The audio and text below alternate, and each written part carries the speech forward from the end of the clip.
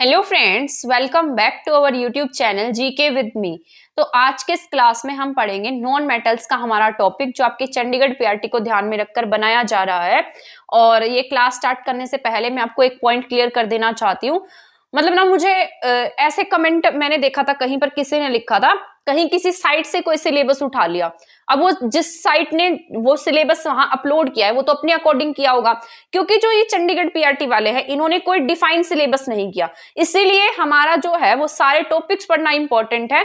अब किसी ने मुझे कहा कि ये टॉपिक तो करा ही नहीं रखा, अपनी आंखें खोलो, ये टॉपिक नहीं करा रखा। आप एक बार प्रीवियस ईयर्स तो उठाकर देखो, क्योंकि चंडीगढ़ पीआरटी का ये कोई पेपर हुआ नहीं, एसएसए के पेपर हुए थे। उसके आधार पर मैंने इन सबको एनालाइज किया और वहां पर मैंने देखा एक पेपर में मेटल नॉन मेटल के 3 क्वेश्चन थे, सिर्फ ओनली 1 पेपर में। 2022 ये पेपर शायद हुआ 19 में हुआ था, और उसमें ये वाले क्वेश्चन थे। और एक 2022 में हुआ है, उसमें भी क्वेश्चन थे। तो अगर मान लो आपको थोड़ा डाउट भी है ना कि मैं आपको सही नहीं पढ़ा रही हूँ या मैंने आपको टॉपिक सही नहीं पढ़ाए हैं, तो आप जाकर चेक कर सकते हैं एंड देन फिर मुझे आकर बोलना। इन क्लासेस को बनाने में मुझे बहुत मेहनत लगती है एंड देन तभी मैं आपको पढ़ाती हूँ।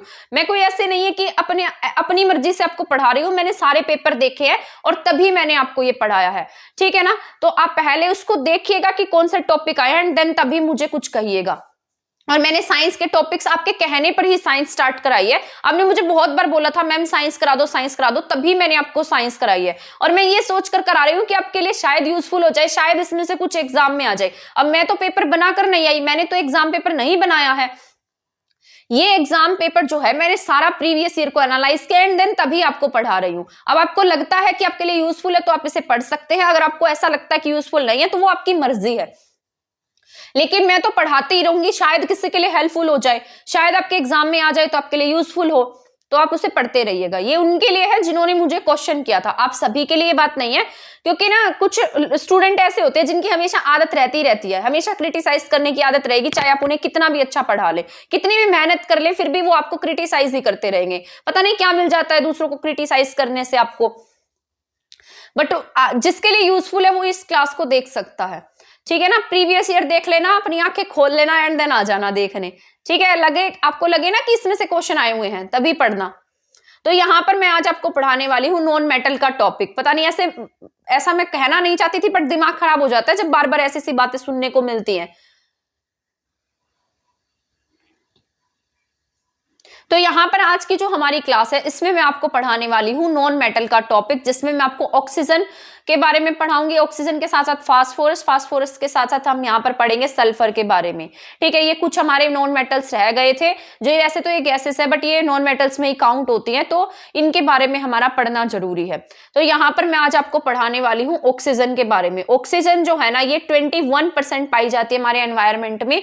आप सभी को पता होगा, ये हमारे लिए ब्रीथिंग में हमारी हेल्प करती है। हम सांस लेते हैं और ये कैसी होती है, रंगहीन होती है, इसका कोई कलर नहीं होता, इसकी कोई टेस्ट नहीं होता, गंध नहीं होती, यानी कि स्मेल वाली नहीं होती है, गंधहीन होती है, ऑर्डरलेस होती है। इसके साथ साथ रंगहीन होती है, कलरलेस होती है। अगर आपको लगता है ना कि ये टॉपिक्स आएंगे एग्जाम में, तो आप मुझे वो टॉपिक दे देना, मैं वही टॉपिक आपको करा दूंगी, ठीक है ना। फिर आप खुश रहना। इसके बाद ऑक्सीजन जो है वो क्या होती है, खुद नहीं जलती, यानी कि खुद कैसे होती है, अज्वलनशील होती है, पर क्या होगा, दहन करने में सहायक है, यानी कि आग जलाने में हमारी हेल्प करती है। आपको पता होगा जहां पर ऑक्सीजन की प्रेजेंस नहीं होती है वहां पर आग जलाना पॉसिबल नहीं होता है। इसी को हम क्या कहते हैं, प्राणवायु गैस कहते हैं। इसके बाद जो 2 है और वर्ग 16 है, इसमें ऑक्सीजन का नंबर आता है। रासायनिक संकेत इसका O है, परंतु ये द्वीप परमाणुक अणु होने के कारण इसको किससे प्रेजेंट किया जाता है, O2 से प्रेजेंट किया जाता है।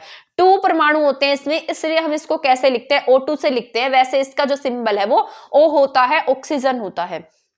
एटॉमिक नंबर की बात की जाए तो इसका एटॉमिक नंबर 8 होगा, और एटॉमिक मास की बात की जाए तो इसका एटॉमिक मास जो है वो 16 होगा। भूप्रकृति में व्याप्त तत्वों में ऑक्सीजन की सर्वाधिक मात्रा पाई जाती है। आपको पता होना चाहिए, आपकी जो अर्थ है, जो आपकी भूप्रकृति है, उसमें सबसे अधिक मात्रा में क्या पाई जाएगी, ऑक्सीजन पाई जाएगी। तो ऑक्सीजन सबसे अधिक मात्रा में कहां पाई जाती है, भूप्रकृति में पाई जाती है। ऑक्सीजन की जो खोज है वो 1772 में विलियम शीले ने की थी। इसके साथ साथ इसकी खोज का जो श्रेय वो किसे जाता है, जोसेफ प्रोस्टेले को भी जाता है। तो O2 की खोज जो है वो 1772 में विलियम शीले ने की थी, लेकिन इसके श्रेय की बात की जाए तो जोसेफ प्रेस्टले को इसका श्रेय जाता है। तो दोनों का ही सहयोग रहा ऑक्सीजन को खोजने में, विलियम शीले का भी और जोसेफ प्रिस्टले का भी। ठीक है, इसका उपयोग कहां कहां पर होता है? इसका उपयोग जो है, ऑक्सीजन के उपयोग की बात कर लेते हैं तो ऑक्सीजन का उपयोग जो है वो ब्रीथिंग में किया जाता है, सांस लेने में इसका यूज करते हैं। ऑक्सीजन और हीलियम का जो मिश्रण होता है, जैसे अपने ये जो गैस जो सिलेंडर होते हैं, जो वो ब्रीथिंग वाले सिलेंडर होते हैं जो हॉस्पिटल में होते हैं, उनमें भी क्या भरी जाती है? हीलियम और ऑक्सीजन को मिश्रित करके भरा जाता है एंड देन इसका यूज किस में किया जाता है? श्वास में किया जाता है। आपने देखा होगा कोरोना में सबसे बड़ी प्रॉब्लम आई थी, सांस लेने में सबको प्रॉब्लम आ गई थी, ऑक्सीजन का लेवल बहुत ज्यादा डिक्रीज हो गया था एंड देन फिर क्या लगाए गए थे? ऑक्सीजन सिलेंडर लगाए गए थे। ऐसी बुरी कंडीशन थी कि ऑक्सीजन के सिलेंडर भी नहीं मिल रहे थे, तो उन सिलेंडर में किसका यूज हुआ था? ऑक्सीजन का और हीलियम का। अब उन सब बातों को जब इंसान याद करता है तो उस जो माहौल था उसको देखकर भी डर लगता है, उसको सोचकर भी डर लगता है। तो ऑक्सीजन और हीलियम का यूज उन सिलेंडर्स में किया जाता है। ठीक है, आई होप यहां तक समझ गए होंगे आप। इसके बाद ओजोन की बात कर लेते हैं। ओजोन जो है ये ऑक्सीजन, इसके एलोट्रोप्स की बात कर लेते हैं। ओजोन जो है वो ऑक्सीजन का क्या है? एलोट्रोप्स है, यानी कि ऑक्सीजन का अपरूप है। ये ऑक्सीजन के 3 एटम से मिलकर बना है। ठीक है, ये O+O+O से मिलकर बना है। तो ये क्या है? इसके 3 एटम से मिलकर क्या बनेगा? यहाँ पर O3 बनेगा, जैसे हम किसके नाम से जानेंगे? ओजोन के नाम से जानते हैं। वायुमंडल में ना जो ओजोन है वो कौन सी लेयर में पाई जाती है? आपको पता है, आपके यहाँ पर जैसे शोभ मंडल है, समताप मंडल है, इसके साथ साथ जैसे मध्य मंडल है, आयन मंडल है, बहिर्मंडल है, बाह्य मंडल है, ये सारे की सारी क्या है? यहाँ पर लेयर्स होती है एटमॉस्फेयर की।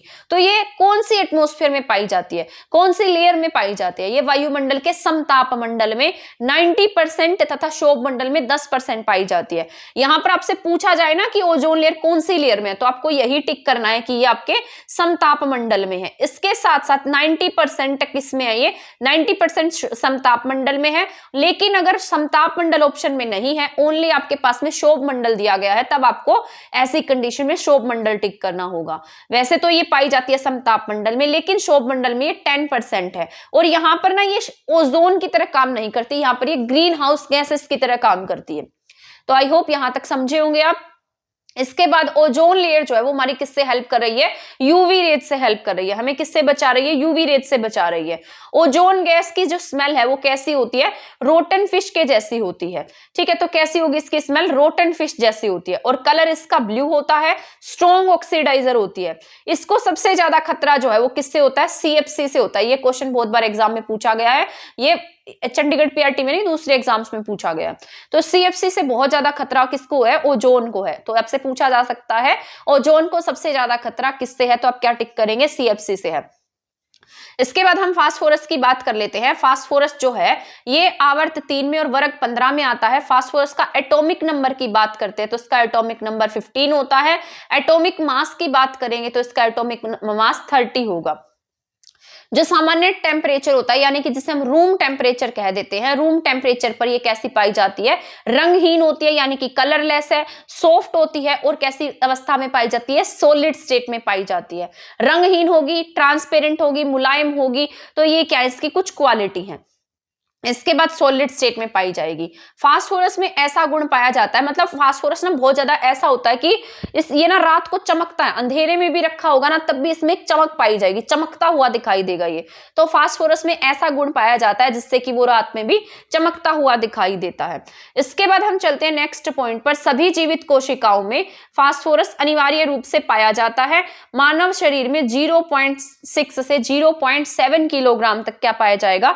फास्फोरस पाया जाता है, और वो फास्फोराइट की फॉर्म में पाया जाएगा। आपको पता है आपकी बोन्स जो है वो कैल्शियम और फास्फोरस से मिलकर बनी है, तो आपकी बॉडी में क्या पाया जाता है? फास्फोरस पाया जाता है। फास्फोरस भूपर्पटी में 12th नंबर पर पाया जाता है। जैसे ऑक्सीजन मैंने आपको पढ़ाया ना 1st नंबर पर है, ठीक है, एल्यूमिनियम आपको पढ़ाया था, वैसे ही जो फास्फोरस है ये भूपर्पटी में 12वां स्थान रखता है।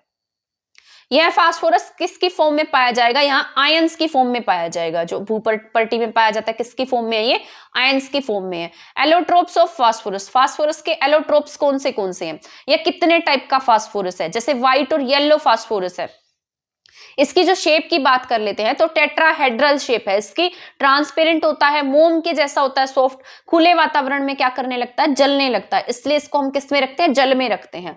इसके बाद हम नेक्स्ट चलते हैं श्वेत यानी कि व्हाइट फास्फोरस, इसको हम प्रकाश में रखते हैं, तो प्रकाश में रखने पर इसका रंग क्या हो जाता है, पीला पड़ जाता है, येलो हो जाता है ये, और इसे पीला फास्फोरस कह देते हैं। तो व्हाइट फास्फोरस को जब हम लाइट में रखेंगे तो कैसा कलर हो जाएगा, इसका येलो कलर हो जाएगा, और ये क्या हो जाएगा, मतलब ये जलने लगता है, ठीक है, सॉरी पीला हो जाता है, इसका रंग कैसा हो जाता है, येलो हो जाता है। अब हम इसकी बात कर लेते हैं, इसके यूज की बात कर लेते हैं। तो इसका यूज जो है स्मोक बम्स में यूज किया जाएगा, स्मोक स्क्रीन में, यानी कि आपने देखा होगा ना कि वो एकदम एक धुआं धुआं सा छोड़ देते हैं, तो उनमें भी इसका यूज किया जाता है। पटाखों में इसका यूज होता है, सल्फर का यूज होता है पटाखों में। अब रेड फास्फोरस की बात कर लेते हैं, तो अब जब छोटी क्लास में तो इसके बारे में पढ़ते होंगे, आपसे एक वो क्वेश्चन पूछा जाता होगा कि बताइए माचिस की तिल्ली के आगे जो रेड कलर लगा होता है वो क्या होता है, तो वो रेड फास्फोरस ही होता है, आपका टेट्राहाइड्रल है। और रेड फास्फोरस का यूज हम उर्वरक की तरह कीटनाशकों में भी इसका यूज करते हैं। इसके बाद नेक्स्ट पॉइंट है बैंगनी फास्फोरस। बैंगनी फास्फोरस जो है ये बंद नली में श्वेत फास्फोरस को लगभग 530 डिग्री सेल्सियस तक अथवा लाल फास्फोरस को लगभग 550 डिग्री सेल्सियस पर गर्म करने पर प्राप्त होता है। तो यहाँ पर ये जो है व्हाइट और रेड फास्फोरस को जब हम बहुत बड़ी मात्रा में गर्म कर देते हैं, बहुत हाई टेम्परेचर पर गर्म कर देते हैं, तो हमें क्या मिलता है, बैंगनी फास्फोरस मिलता है। 1865 में इसकी खोज जो है वो डब्ल्यू हिटोर्फ ने की थी, इसे हिटोर्फ फास्फोरस भी कहते हैं। ये 300 डिग्री सेल्सियस से कम टेम्परेचर पर नहीं जलता है, तो ये इसका इंपॉर्टेंट पॉइंट है, ये नहीं जलेगा। अगर 300 डिग्री सेल्सियस से कम टेम्परेचर है तो ये नहीं जलेगा। इसके बाद ब्लैक फास्फोरस की बात कर लेते हैं। इससे एटॉमिक संरचना जो है इसकी परस्पर जुड़ी हुई होती है, परमाणु की शीट के समान होता है ये विद्युत का सुचालक होता है और सबसे कम रिएक्टिव होता है। तो ये जो व्हाइट फास्फोरस है ये क्या होता है, विद्युत का सुचालक है और सबसे कम रिएक्टिव है। यहाँ पर व्हाइट फास्फोरस की बात हो रही है, क्या है ये, विद्युत का सुचालक और सबसे कम रिएक्टिव है। अब इसके उपयोग की बात कर लेते हैं। तो ब्लैक फास्फोरस का उपयोग जो है वो सेना के द्वारा धूम्रपट उत्पन्न करने, जलयानों में संकेत भेजने या मैसेज भेजने में यूज होता है। तो ये ब्लैक फास्फोरस के यूजेस थे। इसके बाद हम नेक्स्ट पॉइंट पर चलते हैं, पढ़ते हैं सल्फर के बारे में। तो ये सल्फर जो है वो भी आपका इंपॉर्टेंट है, तो इसको ध्यान से सुनना। इसके बाद सिलेनियम पढ़ेंगे हम, एंड देन आपकी ये क्लास कंप्लीट हो जाएगी, बहुत लेंथी क्लास नहीं है, ठीक है। सल्फर जो है वो येलो कलर का होता है। आवर्त जो है वो किस में आता है, 3 में आता है। वर्ग जो है वो 16 में आता है। एटॉमिक नंबर की अगर हम बात करते हैं तो इसका एटॉमिक नंबर 16 होता है। एटॉमिक मास की बात करेंगे तो एटॉमिक मास इसका 32 होगा। भूप्रपर्टी की बात कर लेते हैं तो भूप्रपर्टी में ये 0.05 से 0.1% तक पाया जाता है। इसके अतिरिक्त ये किस किस में पाया जाएगा, जैसे लिविंग ऑर्गेनिज्म, जो जैविक पदार्थ है, जैसे अंडे हैं, प्रोटीन है, बाल है, ऊन है, इन सब में पाया जाता है। इसके साथ साथ जो फूड आइटम्स होती हैं, खाद्य पदार्थ होते हैं, जैसे सरसों है, प्याज है, लहसुन है, इन सब में भी पाया जाता है। सल्फर जो है वो विशेष रूप से कहाँ पाया जाता है, आपको पता होगा, जैसे कोई ज्वालामुखी होती है ना, उसके मुख से भी सल्फर निकलता है, ठीक है। तो ऐसे ही ये जो जापान का सीसली द्वीप है उसमें भी ये सल्फर जो है वो भरपूर मात्रा में है। गर्म जल के झरनों में सल्फर पाया जाता है। आपने देखा होगा कि आपके एरिया के आसपास आपको ऐसे स्रोत मिलेंगे, ऐसे गर्म पानी के झरने मिलेंगे जिसमें सल्फर पाया जाता होगा, जो जिससे ना आपकी स्किन डिजीज नहीं होती होंगी। स्किन डिजीज जिसको भी है उसकी स्किन डिजीज जो है वो ठीक हो जाती होंगी। तो उन पानी में क्या पाया जाता है, सल्फर पाया जाता है। जैसे हिमाचल प्रदेश में मणिकर्णिका प्लेस है, मणिकर्ण प्लेस है, जो वहां पर भी गर्म पानी का झरना है, ठीक है, और वहां पर भी जो स्किन डिजीज है वो ठीक होती है। तो ये आयरन सल्फाइड, वहां का जो पानी है ना वो इतना गर्म है, मतलब वहां पर दिखाया गया, इमेजेस सी देखी थी मैंने, तो मैं गई तो नहीं हूं कभी, बट वहां से आइडिया कि वहां गर्म पानी के झरने हैं। मणिकर्ण प्लेस जो हिमाचल प्रदेश में। लेड सल्फाइड जो है, इसके जो ऐसक है, जैसे ये लेड सल्फाइड है, यहाँ पर CaSO4 है, आयरन सल्फाइड है। इसके बाद एलोट्रोप्स ऑफ सल्फर की बात कर लेते हैं। यहाँ पर जैसे अल्फा सल्फर होगा, बीटा सल्फर होगा, इसके साथ साथ गामा सल्फर है। अल्फा सल्फर जो है वो सामान्य रूप है सल्फर का, ये येलो कलर का होता है, रवेदार होता है, सॉफ्ट होता है, तो ये अल्फा सल्फर है। इसके बाद बीटा सल्फर की बात करते हैं, मतलब जो अल्फा सल्फर है इसे फ्लावर्स ऑफ सल्फर और मिल्क ऑफ सल्फर कहा जाता है। तो ये इंपॉर्टेंट है, इसको याद रख लेना। इसे क्या कहते हैं, flower of sulphur and milk of sulphur कहते हैं। इसके बाद है बीटा सल्फर। बीटा सल्फर जो है वो 95.6 डिग्री टेम्परेचर पर, और अल्फा सल्फर मतलब जब हम इसको गर्म करते हैं अल्फा सल्फर को, तो किस में कन्वर्ट हो जाता है, ये बीटा सल्फर में कन्वर्ट हो जाता है। गामा सल्फर को मदर ऑफ पर्ल सल्फर भी कह देते हैं। तो गामा सल्फर क्या है, मदर ऑफ पर्ल सल्फर है। यूजेज ऑफ सल्फर, अब हम सल्फर की बात कर लेते हैं। तो इसका जो यूज है वो SO2 के निर्माण में किया जाता है और H2SO के निर्माण में होता है। ठीक है, तो ये क्या होगा, यूजेज ऑफ सल्फर जो वो क्या होगा, SO2 के निर्माण में और H2SO4 के निर्माण में हम इसका यूज कर लेते हैं। कार्बन डाई सल्फेट में, सोडियम थायोसल्फेट में, और जैसे गन पाउडर है, माचिस की तिलिया है, इन सबके निर्माण में भी इसका यूज किया जाता है।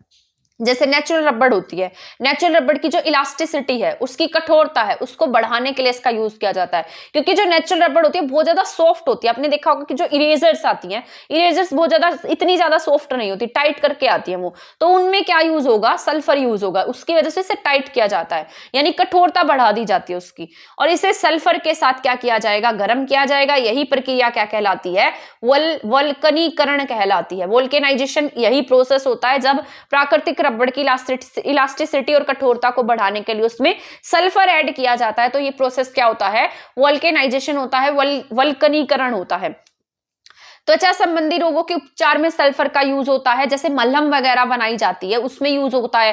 फंगीसाइड्स, इंसेक्टिसाइड्स, ब्यूटी प्रोडक्ट्स जो होते हैं, हेयर्स प्रोडक्ट जो होते हैं, उन सभी में किसका यूज होता है, कहीं ना कहीं सल्फर का यूज होता है। जैसे आप जो ये हेयर स्टाइलिंग करते हैं, आप कर्ल्स कराने जाते हैं, है ना, लड़कियां जाती है ना कर्ल्स करवाने, तो उसके ऊपर जो स्प्रे वगैरह मारते हैं जिससे हमारे जो बालों की सेटिंग हो जाती है, तो उसमें किसका यूज है, सल्फर का यूज है। हेयर स्टाइलिंग में सल्फर का यूज है। लड़के जो ये जेल लगाते हैं, इसमें भी किसका यूज होता है, सल्फर का यूज होता है। ठीक है, तो हेयर स्टाइलिंग में भी, प्रोडक्ट्स में भी हम इसका यूज करते हैं। अब हम चलते हैं नेक्स्ट पॉइंट पर, सिलेनियम पर। सिलेनियम जो है ये आपका लास्ट है। अब ये जो आपकी क्लास है खत्म हो जाएगी इस पॉइंट के बाद में। सिलेनियम की जो खोज है वो 1817 में जे ब्रिजीलियस ने की थी। तो इसका जो ग्रीक भाषा में सेलन का जो शाब्दिक अर्थ है वो क्या है, चंद्रमा है। इसके बाद यहाँ पर ये जो आवर्त है, ये आवर्त 4 है। और वर्ग की बात की जाए तो वर्ग 16 है। परमाणु संख्या की बात की जाए, एटॉमिक नंबर की बात की जाए तो एटॉमिक नंबर कितना है इसका, 30 है। और एटॉमिक मास की अगर हम बात करते हैं तो मास यहाँ पर 78 है। तो इतना याद रख लेना इसके बारे में। अब हम सिलेनियम के यूजेस के बारे में बात कर लेते हैं, ये शायद आपके एग्जाम में पूछे जाएं, तो ये इंपॉर्टेंट है। जैसे सिलेनियम का यूज फोटोकॉपी मशीन होती है उसमें यूज होता है, फोटोग्राफिक टोनर में यूज होता है, लाल रंग का कांच बनाने में सिलेनियम का यूज होता है। तो 3 यूज आपको याद रखने हैं, photocopy machine, photographic toner and लाल रंग का कांच बनाने में। प्रकाश सेल में विद्युत मीटर तथा रेक्टिफायर का यूज किया जाता है। तो ये भी आपका इंपॉर्टेंट, आपको याद रख लेना है। तो ये जो आज की आपकी क्लास थी ये यहीं पर खत्म हो गई है। मैंने आपको सारा का सारा समझा दिया है। मैं ऐसी उम्मीद करती हूँ कि आपको ये क्लास जो है वो समझ में आ गई होगी। इसमें आपका जो कुछ इंपॉर्टेंट पॉइंट्स थे जो मैंने आपको समझा दिए हैं। इसके बाद नेक्स्ट क्लास में आपको हेलोजन ग्रुप्स के बारे में पढ़ाने वाली हूँ जो आपके इंपॉर्टेंट रहेंगे, तो उस क्लास को देखना भी मत भूलिएगा। अगर फिर भी आपको ऐसा डाउट रहता है ना कि मैं सही नहीं पढ़ा रही, ये टॉपिक तो आए नहीं है, तो आप प्रीवियस ईयर क्वेश्चन उठाना एसएससी के, देखना साइंस में क्या पूछा गया एंड देन तभी क्लासेस देखना, ठीक है ना। और अगर फिर भी आपको लगता है कि कोई टॉपिक ऐसा है जो रह गया तो आप मुझे टॉपिक्स बता देना, मैं वो करा दूंगी। मेरा तो काम है पढ़ाना, मुझे तो वो टॉपिक्स भी पढ़ाने हैं, ये टॉपिक भी पढ़ाने हैं, तो जो आप कहेंगे मैं वो पढ़ा दूंगी। शायद आपको ज्यादा नॉलेज हो तो आप बता देना, ठीक है ना। तो वो भी आपके लिए यूजफुल रह सकते हैं, शायद उसमें से भी कुछ आ जाए। जो मैं पढ़ा रही हूँ इसमें से भी आपका कुछ आ सकता है, आपका यूजफुल हो सकता है, क्योंकि मैं तो पेपर नहीं बना कर आई, मैंने तो सिर्फ वही पढ़ा है आपको जो एनालाइज किया है, जो प्रीवियस ईयर में देखा है, जो मुझे लगा है कि इनमें से क्वेश्चन आ सकते हैं, मैंने वही टॉपिक आपको करा रही हूँ। तो अब मिलेंगे नेक्स्ट क्लास में नेक्स्ट टॉपिक्स के साथ। तब तक आप हमारे चैनल के साथ बने रहें। अगर आपने हमारा चैनल सब्सक्राइब नहीं किया तो इसे सब्सक्राइब कर दें, वीडियो को शेयर नहीं किया तो शेयर कर दें। मिलेंगे नेक्स्ट वीडियो में नेक्स्ट टॉपिक के साथ, तब तक के लिए थैंक यू, धन्यवाद।